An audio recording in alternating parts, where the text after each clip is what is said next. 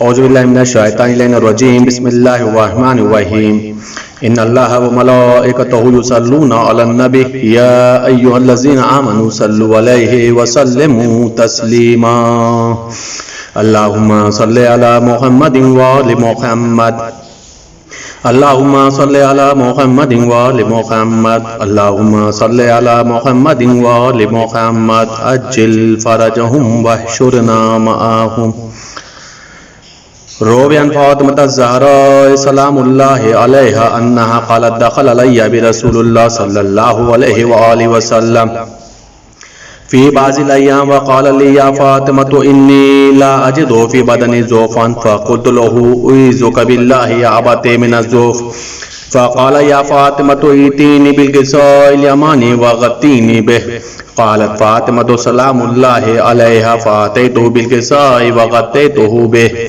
وسیرت انظر الیہ واذا وجهه یطلع نورا کانہ بدر فی لیلۃ تمامہ وکمالہ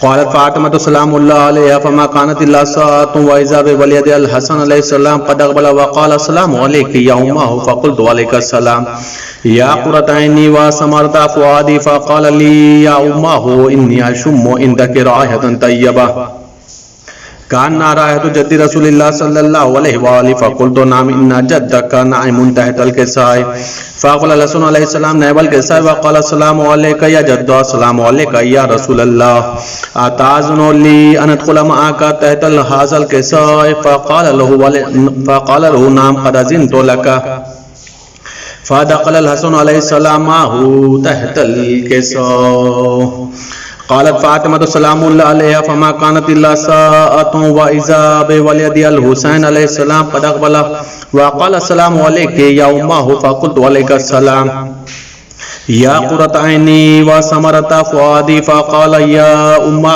انی اشم عندک رائحة طیبہ كان رائحة جد رسول الله صلى الله عليه وآله فقلت نعم إن جدك وأخاك نائمان تحت هذا الكساء فادنا الحسین علیہ السلام نائب الکساء وقال السلام علیک یا جد السلام علیک یا من اختار اللہ اتأذن لی ان اکون معکما تحت هذا الكساء فقال له نعم قد اذنت لك یا حسین فدخل معهم الحسین تحت الكساء قالت فاطمة علیہ السلام فما كانت الا ساعة واذا بأبي الحسن علی علیہ السلام قد اقبل فقال السلام علیک یا بنت رسول اللہ فقلت علیک السلام یا امیر المؤمنین فقال یا فاطمة انی اشم عندک رائحة طیبہ كان رائحة اخی وابن امی رسول اللہ فقلت نعم ہوا ما ولدیک نائم تحت هذا الكساء فاقبل علی علیہ السلام نائب الكساء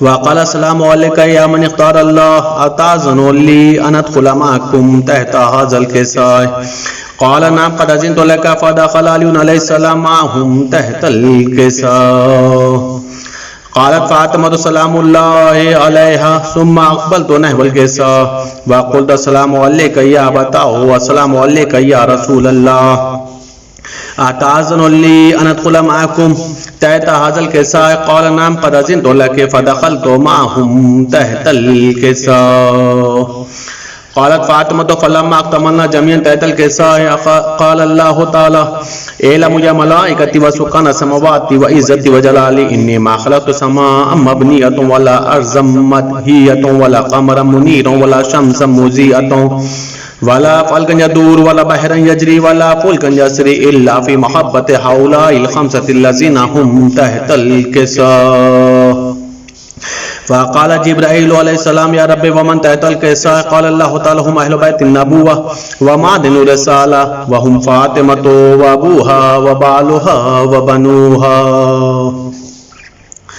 فقال جبرائيل يا رب اتأذن لي ان اهبط الى الارض لأكون معهم سادسا فقال الله تعالى نعم قد اذنت لك فهبط الامين جبرائيل وأقبل نحو الكساء وقال السلام عليك يا رسول الله السلام عليك يا من اختار الله إن الله عز وجل يقرأك السلام ويخصك بالتحية والإكرام ويقول لك وعزتي وجلالي إني ما خلقت سماء مبنية ولا أرضا مدهية ولا قمر منيرا ولا شمس مضيئة ولا فلكا يدور ولا بحرا يجري ولا فلكا يسري إلا لأجلكم ومحبتكم وقد أذن لي أن أدخل معكم تحت هذا الكساء فهل تأذن لي أنت يا رسول الله أن أدخل معكم؟ فقال قد أذنت لك. فدخل جبرائيل معهم تحت الكساء وقال لهم إن الله قد أوحى إليكم يقول إنما يريد الله ليذهب عنكم رجس أهل البيت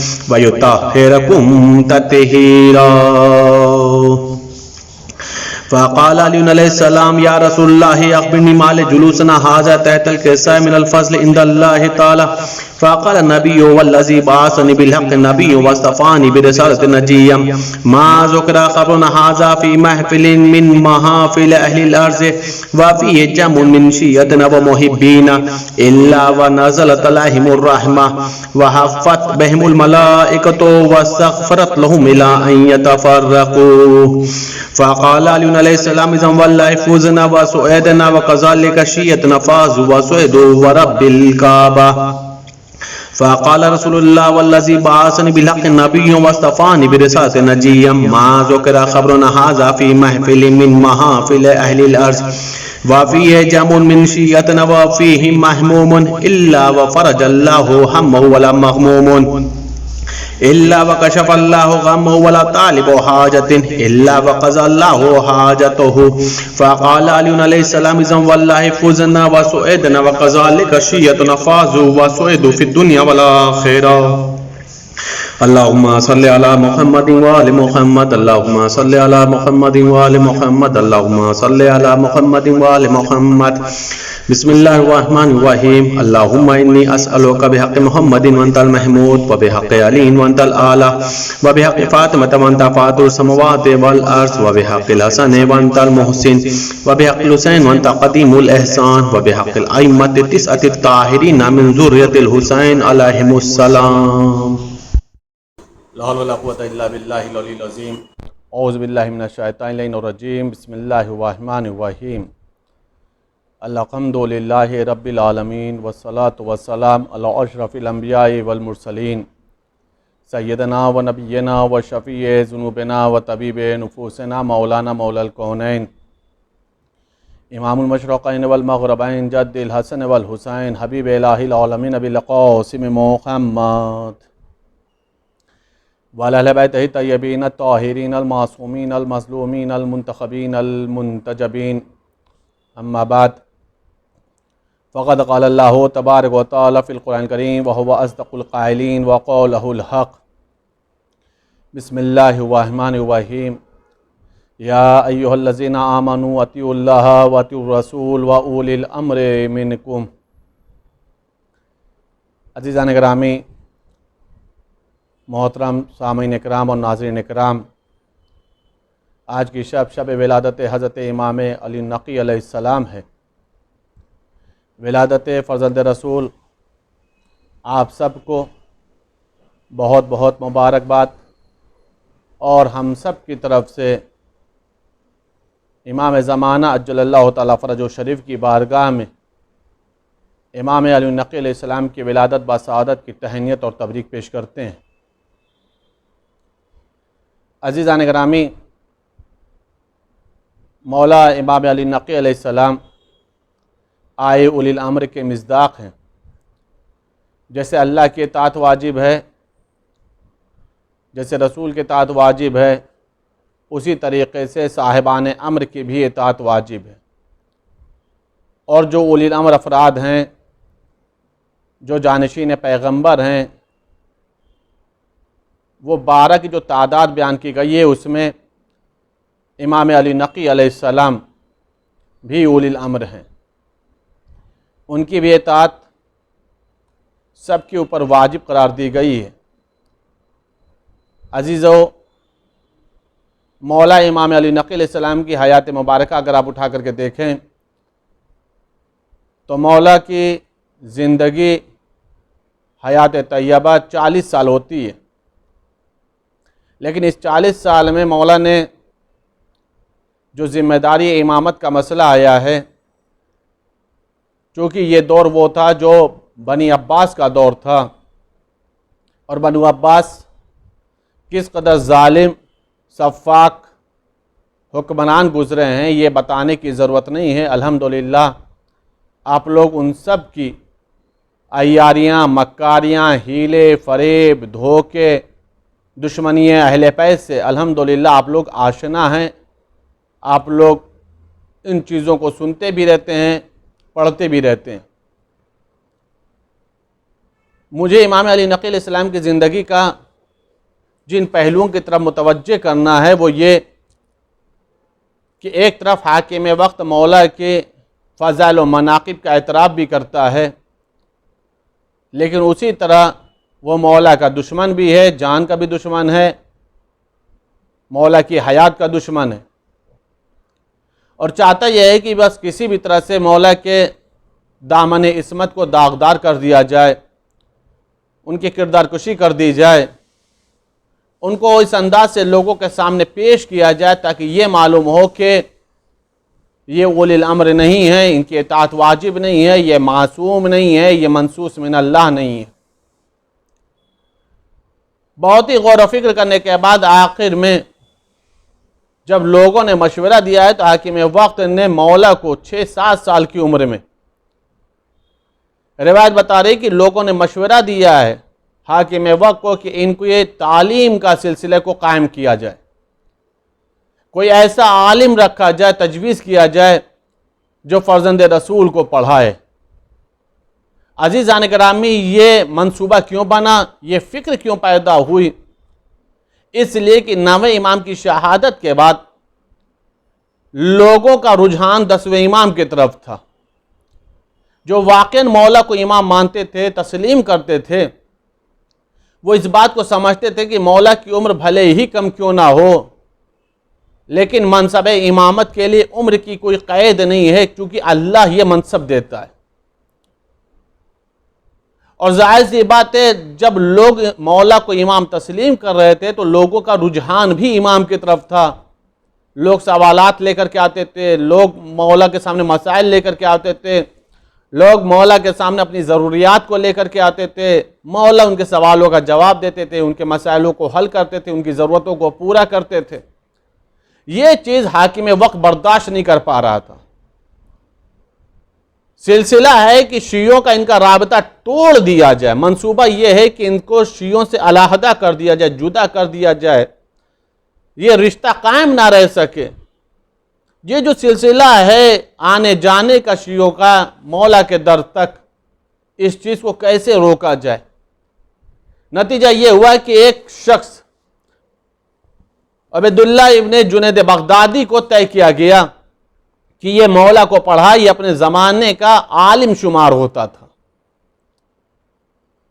اگر آپ تاریخ امامت اٹھا کر کے دیکھیں تو ہمیشہ امام کے مقابلے میں کچھ ایسے لوگ آئے ہیں جنہیں امت نے عالم سمجھا ہے، اور خاص طور سے انہیں اماموں کے مقابلے میں لایا گیا۔ خود امام جعفر صادق علیہ السلام کے جو شاگرد ہیں، امام اعظم جن کا ٹائٹل بن گیا ہے، جنہیں امام ابو حنیفہ کہا جاتا ہے، وہ خود مولا کے شاگرد ہیں۔ اہل سنت کے جو 4 امام ہیں وہ ڈائریکٹ یا انڈائریکٹ سب کے سب فرزند رسول کے شاگرد ہیں، امام صادق کے شاگرد ہیں۔ لیکن یہ قوم کی بدقسمتی ہے کہ امام کو امام نہیں تسلیم کر رہے ہیں، جو مولا کے شاگرد ہیں انہیں امام اعظم کہا جا رہا۔ اسی طریقے سے جنید بغدادی کو بھی لے کر کے مولا کے مقابلے میں لایا گیا کہ یہ مولا کو تعلیم دیں گے، مولا کو علم سکھائیں گے، یہ مولا کو پڑھائیں گے۔ جبکہ عزیزان گرامی، پیغمبر کی ایک مشہور و معروف حدیث ہے جس کے اندر پیغمبر ارشاد فرما رہے ہیں لا یتخذ اللہ جاہلا ولیا، اللہ کسی جاہل کو ولی بناتا ہی نہیں ہے۔ اگر یہ اولی الامر ہیں تو یہ مسئلہ طے ہے کہ یہ علم لدنی کے مالک ہیں، یہ پیدا ہی عالم ہوئے ہیں، ان سے علم سیکھنے کی ضرورت ہے، ان کو سکھانے کی ضرورت نہیں ہے۔ ان سے اپنے آپ کو ہدایت حاصل کرنے کی ضرورت ہے، ان کو ہدایت کرنے کی ضرورت نہیں ہے۔ اپنے ظرف کو علم سے بھرنے کی ضرورت ہے، ان کو جاہل تصور کرنے کی ضرورت نہیں ہے۔ اس لیے کہ پیغمبر کی حدیث ہے، لا یتخذ اللہ جاہلا ولیا، اللہ کسی جاہل کو ولی بناتا ہی نہیں ہے، یہ اللہ کا فیصلہ ہے۔ قرآن کریم میں بھی اللہ نے جسے بھی جو منصب دیا ہے اس کا معیار علم ہی قرار دیا ہے۔ پہلا معیار جو بنا ہے وہ علم بنا ہے۔ آدم اور فرشتے کا جو مکالمہ ہے عرش کے اوپر، وہ بھی امتحان جو ہوا ہے وہ علم کی ہی بنیاد پر ہوا ہے۔ اللہ تبارک و تعالیٰ نے جناب طالوت کو جو منصب علمداری دیا تھا، رہبری جو دیا تھا، اس میں یہی کہا تھا وَزَادَهُ بَسْطَةً فِي الْعِلْمِ وَالْجِسْمِ۔ طالوت علم میں بھی مضبوط ہیں اور جسم میں بھی مضبوط ہیں، یعنی علمی اعتبار سے وہ عالم ہیں، جسمانی اعتبار سے بزدل نہیں ہیں، بہادر ہیں۔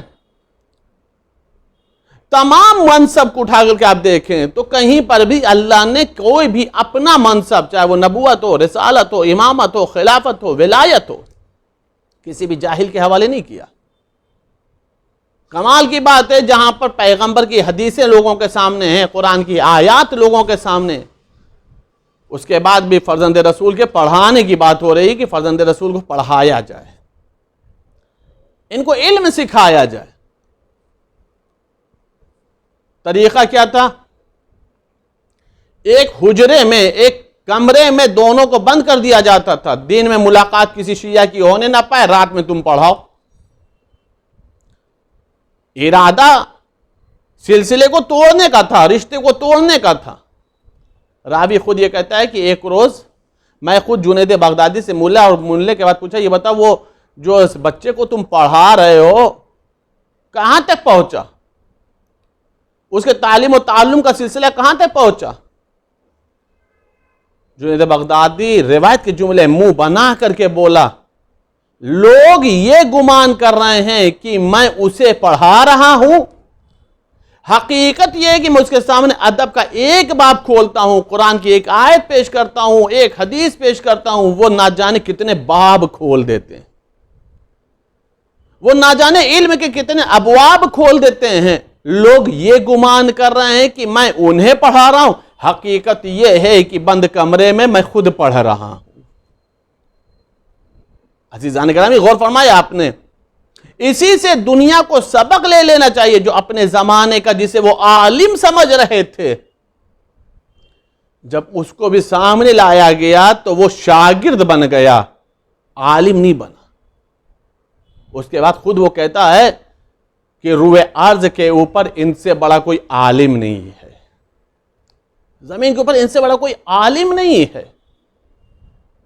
عزیزان گرامی اسی چیز کا نام ہے عقیدہ، جس چیز کو انسان بعد میں تسلیم کر رہا ہے، اسی چیز کا نام ہے عقیدہ، کہ اللہ جسے رہبر بناتا ہے، اللہ کا جو نمائندہ ہوتا ہے، اللہ جسے جو منصب دیتا ہے، وہ اپنے دور کا، زمانے کا، اولین و آخرین میں سب سے بڑا عالم ہوتا ہے۔ یہ ہے امام علی نقی علیہ السلام۔ منصوبہ کیا تھا کہ شیعوں سے رشتہ ٹوٹ جائے، رابطہ ٹوٹ جائے، جبکہ حاکم وقت کو خود جب کچھ بھی مصیبت آئی ہے اور علمی مسئلہ درپیش آیا ہے تو وہ خود فرزند رسول کے دروازے پر آیا ہے، خود اس نے فرزند رسول سے سوال کو معلوم کیا ہے۔ چنانچہ روایت بتا رہی ہے کہ بنی عباس کا بہت بڑا ظالم اور سفاک بادشاہ جس کا نام ہے متوکل، روایت بتا رہی ہے کہ متوکل ایک مرتبہ بیمار پڑ گیا، اور جب متوکل بیمار پڑا ہے تو ایک مرتبہ جب اس کا مرض ٹھیک نہیں ہو رہا تھا، شفا نہیں مل رہی تھی، تو اس نے منت مان لی کہ اگر میرا مرض ٹھیک ہو گیا، مجھے شفا مل گئی تو میں مال کثیر اللہ کی راہ میں قربان کروں گا۔ عدد فکس نہیں کیا، تعداد کو معین نہیں کیا، کتنا دینا ہے کچھ نہیں، ایک جملہ اس نے طے کر لیا کہ میں مال کثیر اللہ کی راہ میں خرچ کر دوں گا، قربان کر دوں گا، ہدیہ کر دوں گا۔ منت قبول ہو گئی، متوکل شفا پا گیا، مرض سے ٹھیک ہو گیا، اب اسے منت یاد آئی کہ کیا کرے. عدد اگر معین کیا ہوتا 1000 2000 10,000 دینا ہے تو وہ سیدھے سیدھے حکم دے دیتا کہ اتنا اللہ کی راہ میں قربان کر دو، خرچ کر دو.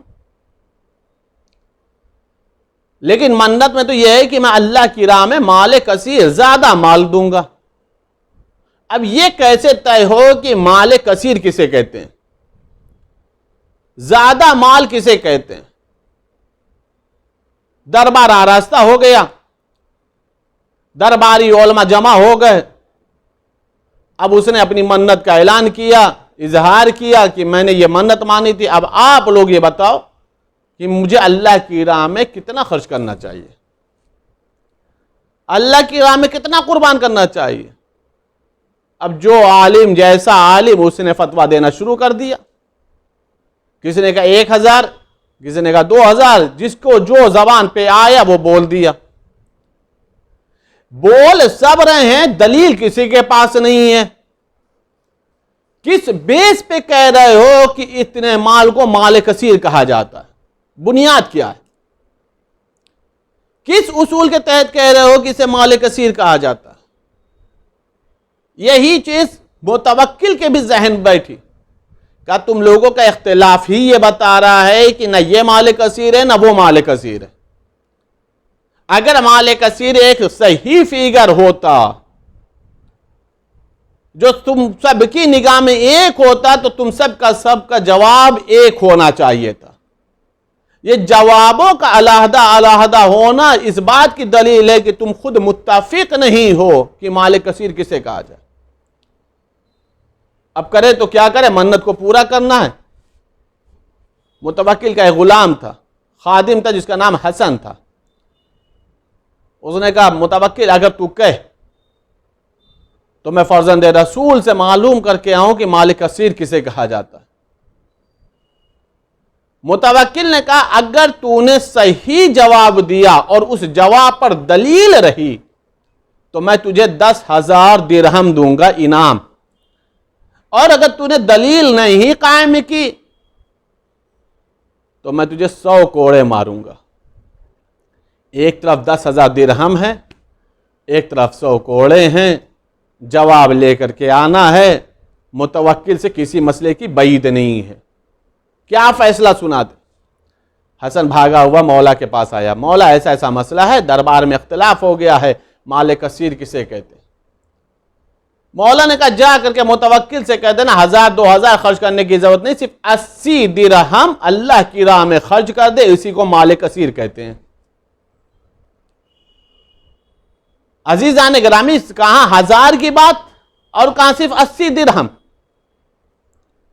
جیسے ہی حسن نے آ کر کے متوکل سے کہا تو مطلب سارے کے سارے درباری علماء متعجب ہو گئے. یہ کیسی بات ہو گئی؟ کہیں 80 درہم بھی مال کثیر کہلائے گا؟ کہیں 80 درہم کو بھی زیادہ مال کہا جائے گا؟ ہم تو 1000 کی بات کہہ رہے تھے.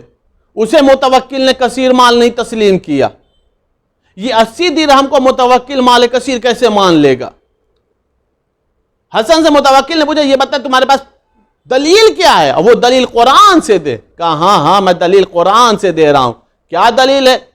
کہ قرآن کریم میں خداوند عالم اپنے پیغمبر کو مخاطب کر کے کہہ رہا ہے لَقَدْ نَصَرَكُمُ اللَّهُ فِي مَوَاطِنَ كَثِيرَةٍ، اللہ نے آپ کو کثیر مقامات پر اللہ نے آپ کی نصرت کی ہے، آپ کی مدد کی ہے. اللہ نے جو پیغمبر کی مدد کی ہے جسے اللہ نے مواطن کثیرہ کہا، یعنی زیادہ مقامات پر، کثیر مقام پر، اس کو جب تو شمار کرے گا تو وہ 80 شمار ہوتے ہیں. اس کی تعداد 80 بنتی ہے. متوکل مطمئن ہو گیا چونکہ قرآن سے آیت مل گئی، قرآن سے دلیل بن گئی، قرآن سے ثبوت مل گیا. 80 درہم اللہ کی راہ میں خرچ ہو گیا. 10,000 درہم حسن کو انعام کے طور پر مل گیا. عزیزان گرامی، درباری علماء سب کے سب اس چکر میں پڑ گئے کہ دیکھو ہم 1000 کی بات کہہ رہے تھے لیکن ہمارے پاس 1000 کا کوئی پروف نہیں تھا، کوئی ثبوت نہیں تھا. فرزند رسول نے 80 بھی بتایا تو اس کا قرآن سے آیت بنا کر کے ثبوت پیش کر دیا۔ عزیزان گرامی، یہ درباری علماء کو تعجب نہیں کرنا چاہیے، اس لیے کہ قرآن کی بات اچھی طرح سے وہی جانے گا جس کے گھر میں قرآن نازل ہوا ہے۔ جو قرآن کے وارث بنائے گئے ہیں، جو قرآن کے معلم بنائے گئے ہیں، جو قرآن جن کے ساتھ اللہ کے رسول نے کیا ہے، جن کے گھر میں قرآن نازل ہوا ہے، جو جانتے ہیں کون سی آیت کہاں نازل ہوئی ہے، کس آیت کا مصداق کون ہے، کتنی آیتیں مکی ہیں، کتنی آیتیں مدنی ہیں، کون سا سورہ مکی ہے، کون سا سورہ مدنی ہے، کون سی آیتوں کا کون مصداق ہے، کون محکم ہے، کون متشابہ ہے، کون آیتیں ناسخ ہیں، کون آیتیں منسوخ ہیں، یہ سارا کا سارا علم اللہ نے اہل بیت اطہار کو عطا فرمایا۔ اسی لیے یہ جب بھی کوئی دعویٰ کرتے ہیں تو اس دعوے کے پیچھے قرآن کی آیتیں تصدیق کرتی ہیں، قرآن کی آیتیں دلیل بن جاتی ہیں، چونکہ اللہ نے انہیں اولی الامر بنایا ہے، اور اللہ کسی کو جاہل کو ولی نہیں بناتا، اللہ اسی کو بناتا ہے جس کے پاس علم ہوتا ہے۔ عزیزان کرام، ایک شخص ہے جس کا نام ہے اسحاق، وہ فرزند رسول کے پاس آیا، اور آنے کے بعد آیا تھا سوال پوچھنے کے لیے۔ سوال کیا تھا کہ وہ 4 مخصوص روزے کون سے ہیں جسے مستحب قرار دیا گیا، جس کے بہت زیادہ ثواب قرار دیے گئے۔ جیسے ہی مولا سے ملاقات ہوئی تو مولا نے اس کو سوال پوچھنے کی بھی زحمت نہیں دی، مولا نے اس بات کا بھی انتظار نہیں کیا کہ وہ سوال پوچھے تو جواب دیں، بلکہ مولا نے اس کے گھر کی پوری رودات، پورے واقعے کو بیان کر دیا۔ مولا نے فرمایا تو اس لیے آیا ہے کہ تیرے گھر پہ یہ مسئلہ ہے، لوگ سمجھ نہیں پا رہے ہیں کہ وہ کون سے 4 روزے ہیں جنہیں اللہ نے بہت زیادہ اجر و ثواب دینے کا وعدہ کیا۔ کہا فرزند رسول، ہاں ہمارے گھر پہ یہی بحث چل رہی ہے۔ روایت کے جملے یہ ہیں کہ ایک مرتبہ مولا نے فرمایا سب سے پہلا جو روزہ ہے وہ 17 ربیع الاول جو میرے جد کی ولادت کا روز ہے، یہ روزہ مستحب ہے، اس کا ثواب بہت زیادہ ہے۔ دوسرا وہ تاریخ جس تاریخ میں میرا پیغمبر مبعوث برسالت ہوا ظاہری طور پر، جسے 27 رجب کہا جاتا ہے۔ تیسری وہ تاریخ جس تاریخ میں سفینہ نوح کوہ جودی پر ٹھہرا، رکا، اور اللہ نے خانہ کعبہ کے نیچے سے زمین کو وسعت دینا شروع کی، زمین کا فرش بچھانا شروع کیا، وہ تاریخ ہے 25 ذی القعدہ۔ اور چوتھی تاریخ وہ ہے جس تاریخ میں میرے جد امیر المومنین کی ولایت کا اعلان ہوا تھا 1.25 لاکھ حاجیوں کے مجمع میں، جسے 18 ذی الحجہ کہا جاتا ہے۔ یہ 4 روزے مخصوص قرار دیے گئے ہیں، ایک پیغمبر کی ولادت، ایک بعثت رسالت، ایک زمین کا فرش کا بچھنا وسعت ہونا، اور چوتھا میرے جد کی ولایت کا جس دن بھرے مجمع میں اعلان ہوا ہے۔ یہ تاریخیں وہ ہیں جس تاریخ میں روزے کو رکھنا مستحب قرار دیا گیا ہے، جس تاریخ پر خداوند عالم نے اجر عظیم رکھا ہے، ثواب بے پناہ رکھا، یہ مستحب روزے ہیں۔ عزیزان گرامی، یہ روایت میں نے سنایا کیوں؟ یہ اس لیے سنایا کہ اہل بیت اطہار علیہ السلام جب سوال کا جواب کا بھی علم رکھتے ہیں، اور ساتھ ہی ساتھ یہ بھی جانتے ہیں کہ سائل سوال پوچھنے والا کیا ہے، سائل کا سوال کیا ہے۔ مولا سائل کو بھی جانتے ہیں، سائل کے سوال کو بھی جانتے ہیں، اور ساتھ ہی ساتھ مولا جواب دے کر کے مطمئن کر دیتے ہیں۔ سوالوں کا جواب دینا کسی حد تک ممکن ہے، کسی حد تک ممکن ہے، مکمل وہ بھی ممکن نہیں ہے، لیکن سوال جو ہوتا ہے وہ سینوں میں پوشیدہ ہوتے ہیں۔ جب تک اس پہ زبان پر الفاظ کا لباس نہ آ جائے تب تک وہ سارے کے سوال پوشیدہ ہوتے ہیں سینوں میں۔ اہل بیت اطہار علیہ السلام کی اگر آپ تاریخ اٹھا کر کے دیکھیں گے تو آپ کو معلوم ہوگا کہ بہت سارے ائمہ کے ایسے واقعات ہیں کہ جہاں پر ائمہ نے سائلوں سے سوال پوچھا نہیں ہے بلکہ سوال خود بتایا ہے، ساتھ میں جواب بھی دے دیا ہے، تاکہ معلوم ہو جائے کہ ہم تمہارے سینوں کے رازوں کو بھی جانتے ہیں، تمہارے سوالوں کا بھی علم رکھتے ہیں۔ عزیزان کرام، یہی امام علی نقی علیہ السلام۔ آپ علم دیکھیے گا، امام علی نقی علیہ السلام ہے، مولا بیٹھے ہوئے ہیں، مولا کے ساتھ مولا کا ایک صحابی ہے جس کا نام ہے ابو ہاشم۔ دونوں بیٹھے ہوئے گفتگو کر رہے تھے کہ ایک مرتبہ ابو ہاشم کہتا یہ ہے کہ میں نے کہا کہ فرزند رسول، ایک ترک کی، جو ملک ترک ہے، وہاں کی ایک فوج آئی ہے، اس کا قافلہ آیا ہے۔ مولا نے کہا چلو چل کر کے ہم لوگ بھی دیکھتے ہیں، اس ترکی فوج سے ملاقات کرتے ہیں۔ جب قافلہ قریب آیا ہے تو روایت یہ بتا رہی ہے کہ ایک مرتبہ مولا نے ان فوجیوں میں سے غلام کو قریب بلایا، اور بلانے کے بعد مولا نے اسے ترکی زبان میں کلام کرنا شروع کر دیا۔ اللہ اکبر، زبان ترک میں، وہاں کی اس کی زبان میں مولا نے اس سے کلام کرنا شروع کیا۔ کلام اس قدر گفتگو ہوتی رہی کہ ایک مرتبہ ابو ہاشم کہتا ہے میں نے یہ دیکھا کہ جس سے مولا کلام کر رہے تھے، ایک مرتبہ وہ فوراً مولا کے قدموں کو چومنے لگا، مولا کے ہتھیلیوں کو چومنے لگا، مولا کے پیشانی کو چومنے لگا۔ ابو ہاشم کہتا ہے کہ میں نے پوچھا یہ بتا تمہاری ان کی کبھی ملاقات ہوئی تھی؟ کہا کبھی ملاقات نہیں ہوئی تھی۔ کہ اتنے لمحے میں، چند لمحے میں تم نے ان کا کیا دیکھ لیا؟ کون سی ایسی چیز کو تم نے محسوس کر لیا کہ اس قدر تم ان کے غلام بن گئے، اس قدر ان کے گرویدہ ہو گئے، اس قدر ان کے چاہنے والے ہو گئے کہ قدموں کا بھی بوسہ لے رہے ہو، ہتھیلیوں کو بھی چوم رہے ہو، پیشانیوں کو بھی چوم رہے ہو؟ ایک مرتبہ اس ترکی نے ایک جملہ کہا، انہوں نے گفتگو کرتے کرتے مجھے اس نام سے پکارا جس نام کا علم صرف مجھے ہے یا میرے بابا کو ہے۔ یہ سارے کے سارے فوجی مجھے دوسرے نام سے جانتے ہیں، انہوں نے جس نام سے مجھے مخاطب کیا، مجھ سے کلام کیا ہے، یہ وہی نام ہے جس کا نام کا علم صرف اور صرف مجھے ہے یا میرے والد کو ہے۔ میں یہی سوچ کر کے ان کا گرویدہ ہو گیا کہ جو میرے نام کو جانتا ہے، میرے حسب کو جانتا ہے، میرے نسب کو جانتا ہے، میرے خاندان کو جانتا ہے، مجھے جانتا ہے، اس کی غلامی کو کیوں نہ قبول کر لی جائے۔ عزیزان گرامی، انسان کو اس مسئلے پہ تعجب میں نہیں پڑنا چاہیے کہ مولا اس نام سے کیسے آشنا تھے، اس نام کو کیسے جانتے تھے کہ جس کا علم یا تو صرف اسے تھا یا اس کے والد کو تھا۔ عزیزان گرامی، ظاہر سی بات ہے، جس کی ذوالفقار 70 نسلوں کا علم رکھتی ہو، اگر صاحب ذوالفقار ایک انسان کے نام کو جان جائے اور اسی نام سے اس کو مخاطب کر لے تو انسان کو تعجب نہیں کرنا چاہیے۔ ان کے ہاتھ کا اسلحہ نسلوں کا علم رکھتا ہے،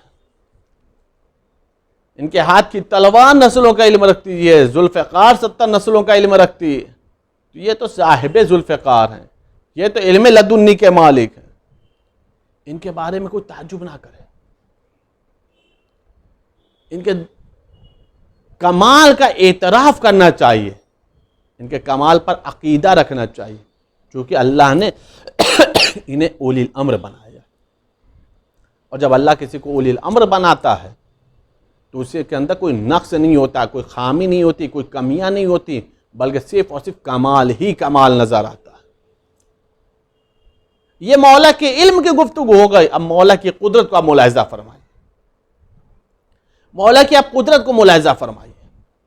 عزیزان گرامی، ابو ہاشم کہتا یہ ہے کہ میں مولا کے پاس آیا، یہ مولا کا صحابی،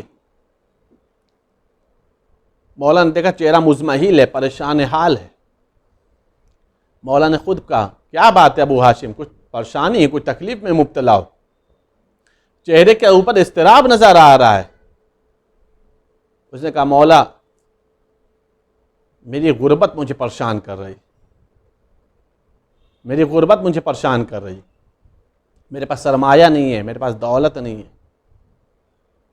عزیزان گرامی، اس واقعے کو سنانے سے پہلے ایک بات عرض کر دوں کہ دیکھیے قدرت کا ابھی اظہار ہو جائے گا کہ قدرت کتنی ہے، طاقت کتنی ہے، لیکن خود اگر آپ ائمہ کی تاریخ اٹھا کر کے دیکھیں گے تو سب سے زیادہ بوسیدہ لباس پہنتے ہوئے ائمہ آپ کو نظر آئیں گے، سب سے زیادہ فاقہ ائمہ کیا نظر آئے گا؟ اگر کھانا بھی نظر آئے گا تو زیادہ سے زیادہ جو نظر آتا ہے وہ سوکھی روٹیاں نظر آتی ہیں. نہ ہی اہل بیت عیش و آرام کے رہے، نہ ہی انہوں نے عیش و آرام والی غذا کھائی، نہ ہی انہوں نے عیش و آرام والے بستر کو استعمال کیا، نہ ہی انہوں نے عیش و آرام والے لباس زیب تن کیے. اس کی وجہ کیا ہے؟ اس کی وجہ یہ ہے کہ روئے ارض کے اوپر ائمہ اطہار نے ایسی سادہ زندگی اس لیے گزاری کہ غریبوں کو اپنی غربت کو دیکھ کر کے افسوس نہ ہو. اگر اسے اپنی غربت کو دیکھ کر کے افسوس ہوگا تو ایک مرتبہ وہ اس کی نگاہ میں فوراً ائمہ کی تصویر آ جائے. مجھے تو پھر بھی غربت کے عالم میں ایک روٹی مل گئی. ائمہ تو وہ تھے جو فاقوں میں زندگی گزارتے تھے. مجھے تو اللہ کا شکر ہے پرانا ہی صحیح لیکن جسم کو ڈھانکنے کے لیے پرانا لباس تو موجود ہے. ائمہ کی اگر آپ تاریخ اٹھا کر کے دیکھیں تو ان کے لباسوں پر بھی پیون نظر آتے ہیں. یہ ائمہ نے کیا کیوں؟ اس لیے تاکہ غریب اپنی غربت کو دیکھ کر کے شرمندہ نہ ہونے پائے. غریب اپنی غربت کو دیکھ کر کے سر کو جھکانے نہ پائے. اس کے سامنے ائمہ نمونے عمل بن کر کے سامنے نظر آئے. اگر وہ ائمہ کو آئیڈیل مانے گا، نمونے عمل مانے گا تو محنت کرے گا، شرمندہ نہیں ہوگا. اس لیے کہ انسان کی زینت لباس و غذا کے ذریعے سے نہیں ہے، انسان کی زینت ایمان و عمل و تقوی کے ذریعے سے.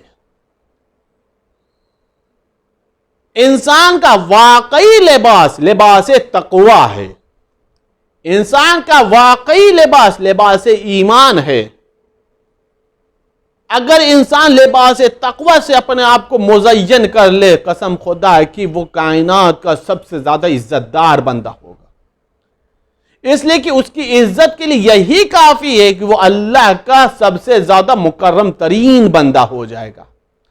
اور جو عبد، جو بندہ اللہ کا مکرم بن جائے، پوری کائنات بھی اسے ذلیل و حقیر و خوار و رسوا کرنا چاہے، نہ وہ ذلیل ہو سکتا ہے، نہ شرمندہ ہو سکتا ہے، نہ رسوا ہو سکتا ہے، چونکہ اس کو اللہ نے عزت عطا فرمائی. تو ائمہ نے جو زندگی گزاری وہ سادہ زندگی گزاری، فاقوں کی زندگی، پیون لگے لباس کی زندگی. اب سامنے مولا کی قدرت اب دیکھیے گا. یہ میں نے واقعہ کہ پہلے اس لیے سمجھایا تاکہ یہ اکثر و بیشتر سوال ہوتا ہے، جب اتنی قدرت تھی تو انہوں نے لباس پیون لگے کیوں پہنے؟ اتنی طاقت تھی، اتنا اختیارات تھا تو یہ فاقے میں زندگی کیوں گزارے؟ فاقوں میں زندگی اسی لیے گزارا ہے، بہت سارے غریب فاقوں میں ہوئے. پیون لگے لباس اس لیے پہنے ہیں کہ بہت سارے لوگوں کے پاس پرانے لباس ہیں. یہ ائمہ اطہار علیہ السلام نے اپنی زندگی کا شعار بنایا تھا. روایت بتا رہے کہ ابو ہاشم جعفری کہتا یہ ہے کہ فرزند رسول، میری غربت مجھے پریشان کر رہی. مولا نے فرمایا بس اتنی معمولی سی بات ہے، اس کے لیے تو نے اپنا چہرہ مضطرب کر رکھا ہے، اس قدر چہرہ مزمحل ہے. ایک کام کر، زمین کے اوپر نگاہ کر. کہا مولا زمین پر ریت ہے. کہا جتنی اٹھانا ہے ریت اٹھا لے، جتنی ریت اٹھانا ہے اٹھا لے. اس نے ریت کو اٹھایا، مٹھی بھر ریت اٹھا لی. ایک مرتبہ مولا نے ریت کی طرف دیکھا اور دیکھنے کے بعد کچھ بھی نہیں کہا، صرف اتنا کہا اب اسے لے جا کر بازار میں فروخت کر دے. اس نے کہا مولا ایک مٹھی ریت سے کیا ہو جائے گا، اسے کون خریدے گا؟ مولا نے کہا اب نگاہ تو دیکھ. اب جو دیکھا تو کیا دیکھا، جو ریت تھی وہ سونے میں تبدیل ہو گئی، جو ریت تھا وہ گولڈ میں تبدیل ہو گیا. اس کی ماہیت بدل گئی، اس کی صورت بدل گئی، ریت سے وہ سونا بن گیا. اس نے کہا مولا یہ کیا، یہ تو ریت سونا بن گئی. مولا نے کہا میں نے اسی لیے تو کہا اسے لے جا بازار میں فروخت کر دے. میں نے کب تجھ سے کہا ریت بیچنے کے لیے؟ میں نے تو یہ کہا جو تیری مٹھی میں اسے لے جا کر کے بیچ دے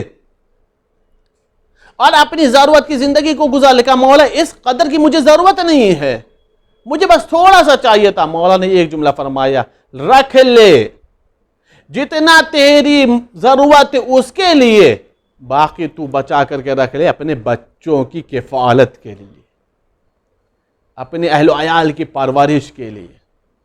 عزیزان گرامی، آپ نے غور فرمایا، صرف اور صرف اہل بیت اطہار علیہ السلام اگر ریت کو اشارہ کر دیں تو ریت بھی سونے میں تبدیل ہو جاتی۔ اس لیے میں ایک جملہ کہا کرتا ہوں کہ پوری کائنات اگر یہ کہے غریب ہیں غریب ہیں غریب ہیں، تو یہ کائنات کو کہنے کا حق ہے کہ وہ غریب ہے، لیکن عزیزان گرامی مولا کائنات کے ماننے والوں کو کہنے کی ضرورت نہیں کہ وہ غریب ہے، اس لیے کہ جس کا مولا خود ہی امیر ہو اس کا چاہنے والا غریب کیسے ہو سکتا ہے؟ اس کا چاہنے والا غریب کیسے ہو سکتا ہے؟ عزیزان گرامی، بس ہاں اس بات کی ضرورت ہے، اگر اس ظاہری غربت کو بھی دور کرنا ہے، اس ظاہری غربت کو بھی دور کرنا ہے، تو آج ہی کی تاریخ میں مولا امام علی نقی علیہ السلام کو واسطہ دے کر کے، وسیلہ دے کر کے، اسی روایت کو وسیلہ بنا کر کے، اسی واقعے کو وسیلہ بنا کر کے ذکر کر کے کہ اے میرے مولا، جیسے آپ نے ابو ہاشم کی ظاہری غربت کو دور کر دیا، ایک اشارے کے اندر اے میرے مولا اپنے چاہنے والوں کی بھی غربت کو دور کر دے، اپنے چاہنے والوں کو بھی ظاہری غربت کو دور کر دے، ان کی غربت کو تو خزانہ غیب سے غنی ہونے میں تبدیل کر دے۔ عزیزان گرامی، امام علی نقی علیہ السلام ہے جنہیں یہ اللہ نے قدرت دی ہے۔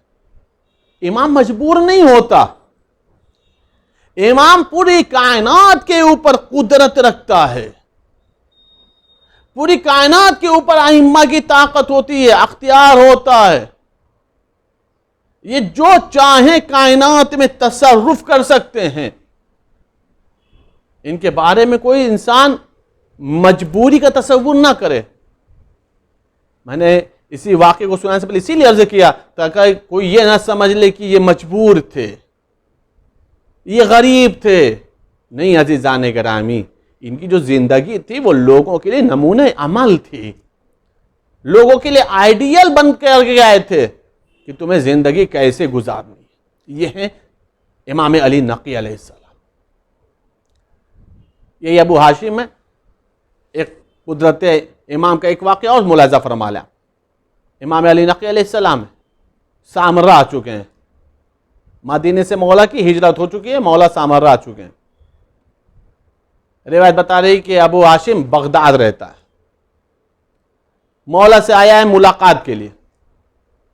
جب جانے لگا تو مولا نے اسے رخصت کیا، تو ظاہر سی بات ہے کوئی ایک شفیق امام سے جب رخصت ہوگا تو چہرہ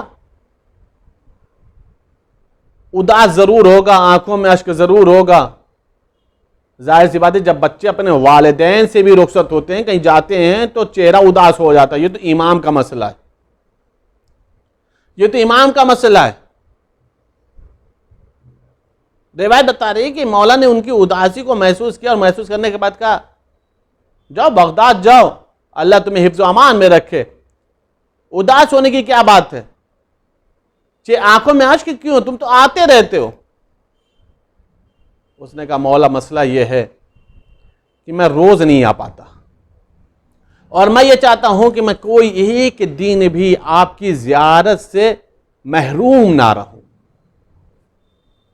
روک کر کے یہاں پر بھی پہلے ایک بات عرض کر دوں، دیکھیے ملاقات ہوئی 10ویں امام کی، ابو ہاشم سے ملاقات ہوئی اور جا رہا ہے، پھر مولا کہہ رہے ہیں کہ پھر آؤ گے بھی، کیوں پریشان ہو رہے؟ تو ابو ہاشم نے کیا کہا، مولا میں ایک دن بھی آپ کی زیارت سے محروم رہنا پسند نہیں کرتا، میں چاہتا ہوں آپ سے روز ملاقات ہو۔ کیا یہ جملہ ہمارے لیے عبرت کا درس نہیں ہے؟ درس عبرت نہیں، درس نصیحت نہیں ہے، غور و فکر کا مقام نہیں ہے کہ ہم بھی ایک امام کے زمانے میں زندگی گزار رہے ہیں اور پوری زندگی میں ایک مرتبہ بھی ہم اپنے امام کو نہ دیکھ سکیں، پوری حیات میں بھی ایک مرتبہ بھی ہم اپنے امام سے ملاقات نہ کر سکیں۔ یہ ایک دن محروم نہیں رہنا چاہتا، اور ابھی تک ہم لوگوں کو ایک دن بھی زیارت نہیں ہوئی۔ کیا یہ مقام افسوس نہیں ہے؟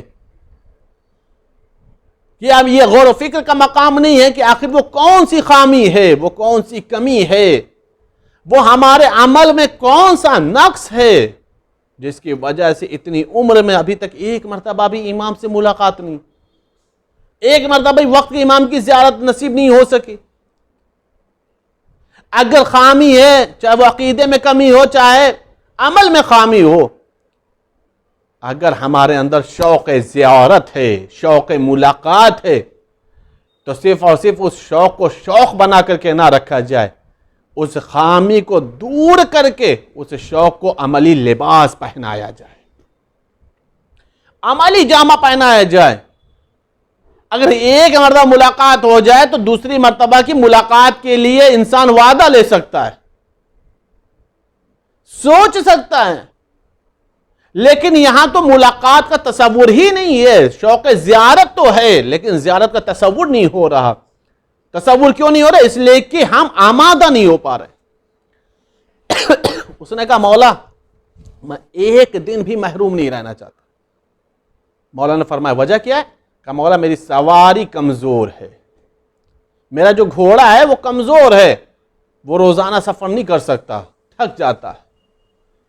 مولا نے فرمایا جاؤ، آج سے تمہاری سواری طاقتور ہو گئی، آج سے تمہاری سواری صحت مند ہو گئی، آج سے تمہاری سواری قوت والی ہو گئی، اب تم روز اس سواری پر بیٹھ کر کے آ سکتے ہو اور ہماری زیارت کا شرف حاصل کر سکتے ہو۔ ابو ہاشم خود یہ کہتا ہے کہ میری سواری میں تیز رفتاری اس قدر ہو گئی تھی جسے برق رفتاری کہا جائے۔ میرا گھوڑا ایسے دوڑتا تھا جسے برق کی رفتار ہو، بجلی کی رفتار ہو۔ اس قدر تندرست اور صحت مند ہو گیا تھا کہ میں صبح کی نماز بغداد میں پڑھتا تھا، ظہر کی نماز سامرہ میں پڑھتا تھا، پھر واپس مغربین کی نماز بغداد میں جا کر کے پڑھتا تھا۔ عزیزان گرامی غور فرمایا آپ نے، اگر زیارت کرنے والا، ملاقات کرنے والا اپنی خامی کو سمجھ لے اور اس خامی کو امام کے سامنے ذکر کر دے تو عزیزان گرامی اس خامی کو، اس نقص کو معصوم دور کر دیتا ہے، اور نتیجہ یہ ہوتا ہے جو ملاقات اور زیارت میں رکاوٹ بنتی ہے وہ ساری کی ساری رکاوٹیں ختم ہو جاتی ہیں، ملاقات کا شرف ہو جاتا ہے۔ عزیزان گرامی جیسے ابو ہاشم جعفری کی مجبوری اس کی سواری تھی جس کی وجہ سے وہ روز زیارت نہیں کر پاتا تھا، اسی طریقے سے عزیزان گرامی ہم لوگوں کی بھی جو مجبوریاں ہیں، جب تک ہم اس مجبوریوں کو دور نہیں کر پائیں گے اس وقت تک ہم ملاقات امام زمانہ کے شرف سے مشرف نہیں ہو سکتے، تب تک ہمارے اندر یہ امتیاز پیدا نہیں ہو سکتا، تب تک ہمارے اندر یہ شرف نہیں مل سکتا۔ عزیزان گرامی آئیے ہم مولا امام علی نقی علیہ السلام کی بارگاہ میں دعا کرتے ہیں، وسیلہ بنا کر اللہ کی بارگاہ میں دعا کرتے ہیں، اے میرے مولا، اے میرے معبود، تجھے امام علی نقی علیہ السلام کا واسطہ ہم سب کو سامرہ کے اور تمام اتباعت اولیاء کی حج بیت اللہ کی ذات نصیب فرما۔ میرے معبود ہم سب کے رزق اور روزی میں اضافہ فرما۔ میرے معبود اس وبائی مرض سے ہم سب کو محفوظ رکھ، جتنے بیمار ان سب کو شفاء کلی اور صحت کاملہ عطا فرما۔ ہمارا عمل، ہمارا عقیدہ ایسا ہو جائے کہ وقت کا امام اس سے راضی اور خوشنود ہو جائے اور ہمیں اپنے وقت کے امام کے زیارت کا شرف نصیب ہو جائے۔ میرے معبود تجھے واسطہ ہے محمد والے محمد کا، عشرہ محرم قریب ہے، ماہ محرم الحرام قریب ہے، میرے معبود ایسے اسباب مہیا کر دے کہ تمام حسینیاں کھل جائیں اور امام حسین علیہ السلام کی عزاداری اس شان و شوکت سے برپا کی جا سکے۔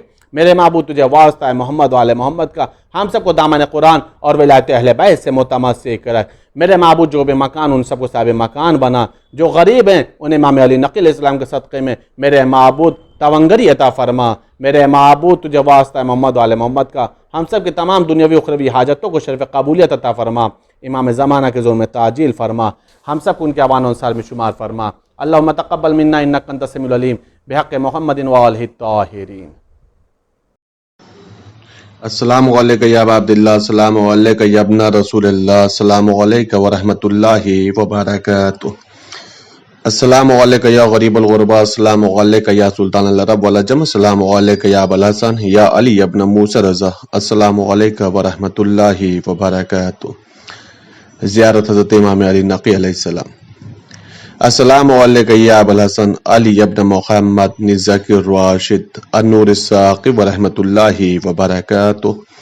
السلام علیکم یا صفی اللہ، السلام علیکم یا سیر اللہ، السلام علیکم یا حبل اللہ، السلام علیکم یا آل اللہ، السلام علیکم یا خیارت اللہ، السلام علیکم یا صفت اللہ، السلام علیکم یا امین اللہ، السلام علیکم یا حق اللہ، السلام علیکم یا حبیب اللہ، السلام علیکم یا نور الانوار، السلام علیکم یا سلیل الاخیار، السلام علیکم یا انظر الاطہار، السلام علیکم یا حجت الرحمن، السلام علیکم یا رکن الایمان، السلام علیکم یا مولا المؤمنین، السلام علیکم یا وسیع الاوصیاء، السلام علیکم یا امام الاتقیاء، السلام علیکم یا حجت اللہ علی الخلائق اجمعین، السلام علیکم یا خلف ائمۃ الدین، السلام علیکم یا ابو الحسن علی ابن محمد، السلام علیکم ایھا النقی العسکری، السلام علیکم یا نور اللہ المضی، السلام علیکم ورحمۃ اللہ وبرکاتہ. السلام علیکم یا صاحب العصر والزمان، الامان الامان الامان من فتنۃ الزمان. السلام علیکم یا شریک القرآن، السلام علیکم یا خلیفۃ الرحمن، السلام علیکم یا امام زمان ھذا، عجل اللہ تعالی فرجک وسہل اللہ تعالی مخرجک وظہورک وجعلنا من اعوانک وانصارک ورحمۃ اللہ وبرکاتہ.